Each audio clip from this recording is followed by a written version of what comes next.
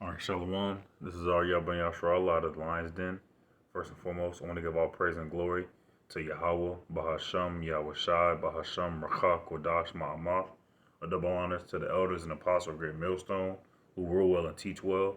A double honor to my elder as well, Aharwan Ben Yashar down here in the Lion's Den camp. Shalom to the Akim, Akwathim, and the children that's pushing the truth and believe it with sincerity. Shalom, the water. Um, I wanted to touch on this a few verses in First Kings chapter 4, going into the daily provisions of Solomon, going off the lesson that we did Saturday this past camp, the land flowing with milk and honey. And I read part of it, but I just wanted to read the rest of it and kind of go into the definitions of some of the words because even though this happened in the past, it's still a future for the so-called Negroes, Latinos, and Native Americans. It's a future for us because we're really going to have these other nations bringing us presents and bringing us gifts because they know of the power that chooses us to rule. All right, they know of the power of Yahweh Shem Yahweh Shai. So, we're saying that Salakia. We're saying that this is First Kings chapter 4. Chapter 4, I'm going to start at verse 20. It says, Judah and Israel were many as the sand which is by the sea in multitude, eating and drinking and making merry. Khan, that's how it's going to be in the kingdom. All right, there's not going to be any static between Yashashkar, Issachar, which is the Mexicans, between the Puerto Ricans, which is Ephraim, Judah, which is the so-called Negroes. All right, there's not going to be any tension or static between us. All right, we're all going to be in one accord. We're all going to be in one spirit. Different vibes, but we're going to be in the same spirit, though. All right, and it's going to be a very, very beautiful, a beautiful thing. All right. Verse 21, it says, "And Solomon reigned over all kingdoms, from the river unto the land of the Philistines, unto the border of Egypt. They brought presents and served Solomon all the days of his life." Khan, and they're gonna serve.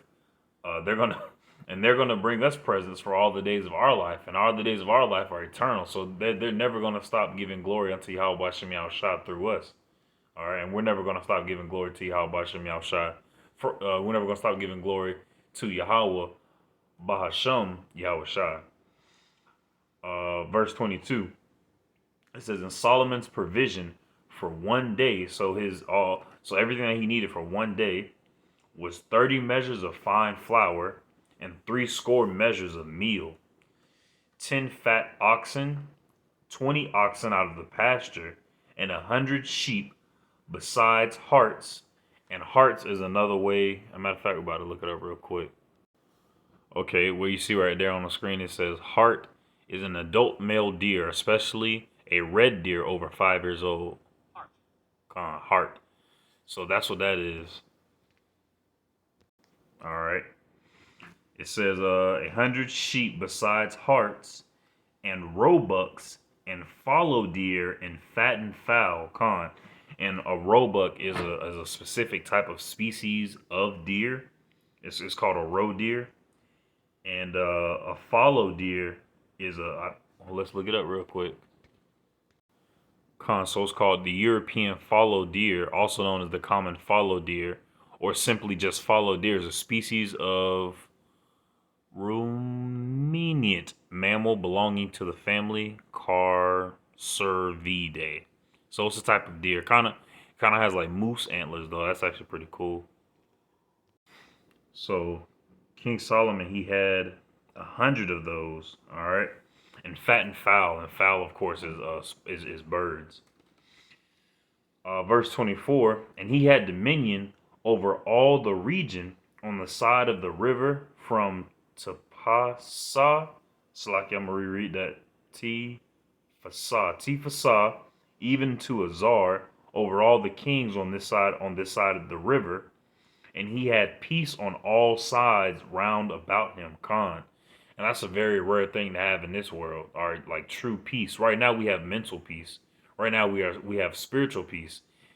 in a certain form or fashion. We have mental and spiritual peace, knowing that we are in the hands of Yahweh Shem Yahweh Shai. But we don't have mental and spiritual peace because we're still in this hellhole. We're still having to get up and go to work, having to pay taxes, run under Caesars with the Caesars, do all this day to day stuff in this lowly estate. But at the same time, we have peace within us, knowing that Yahweh Shem Yahweh Shai really has the story already set in motion. Verse 25, and Judah and Israel dwelt safely, every man under his vine and under his fig tree, from Dan even to Beersheba, all the days of Solomon. And Solomon had 40,000 stalls of horses for his chariots and 12,000 horsemen's con. And the average American can't even imagine having just one stall of a horse. All right, because horses are so far removed from the mainstream like populace. You gotta be a rich person to have a horse, and poor people have cars, and barely even a car now, the way gas prices is. Verse 27, and those officers provided victual for King Solomon, and for all that came unto King Solomon's table, every man in his month they lacked nothing. Con.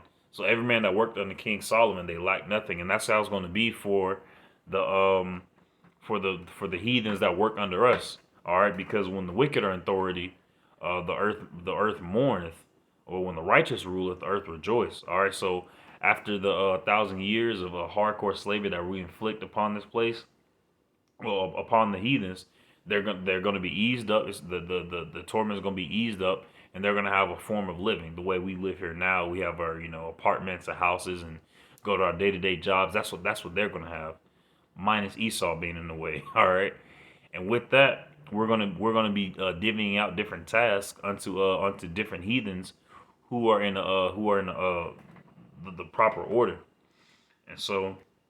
And they're going to be taken care of, all right, because there's going to be peace and order upon the face of the earth once Yahweh Shem Yahushua gives us the ability to rule. Verse 28.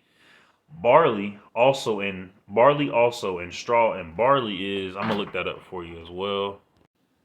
All right, so barley is a cereal plant of the grass family. It's an edible green. I think it's used in beer as well. Well, no, I think it might be hops or something like that. But that's what that is. So barley also and straw for the horse and dromedaries. And dromedaries, I'm gonna pull that up. All right, a dromedary.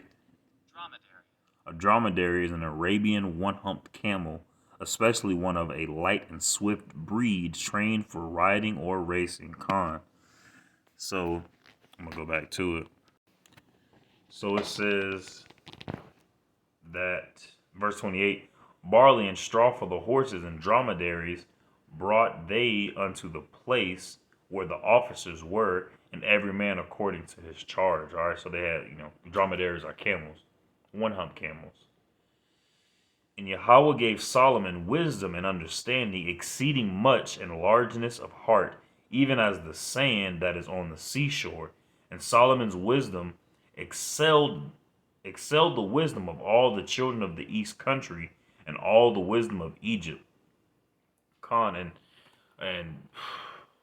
man, it's just a beautiful thing to have true and righteous wisdom. All right, we see people have wisdom in today's time, but it's all carnal, worldly wisdom. They like Neil deGrasse Tyson. They hold him in the highest state. But when asked about the spirit, he says, "Oh, we don't have this. Our spirit is just the energy that we eat. That is just calories, and it's burned away, and there's nothingness." All right, and the scriptures talk about how our spirit goes into the Father and is judged, and we're sent back here, in the place under the sun, the place of judgment. All right, it's a very very beautiful process, and it's going to be a beautiful thing. And when we already have bits and pieces of wisdom. All right, we already have bits and pieces of power. It just has to be properly manifested once Esau is moved out the way. All right, given to us by Yahweh Shem Yahushua. Verse 31. For he is wiser than all men, than Ethan the Ezrahite, and Heman, and Chalcol, and Darda, the sons of Maal, and his fame was in all nations round about. And he spake 3,000 proverbs, and his songs were 1,005. And he spake of trees from the cedar tree that is in Lebanon, even unto the hyssop that springeth out of the wall. He spake also of beasts, and of fowl, and of creeping things, and of fishes.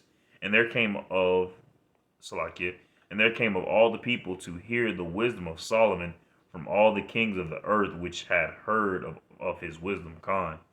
So that's how it's going to be in the time to come. All right, all the nations are going to come unto us to hear the words that we speak unto the world, because ultimately Yahweh, through Yahweh, Yahweh is giving Yahweh Shai our a kingdom in this realm, and Yahweh Shai is going to entrust us to be rulers over that kingdom, and it's going to be a very, very beautiful thing. All right, I pray this lesson was edifying. Shalom.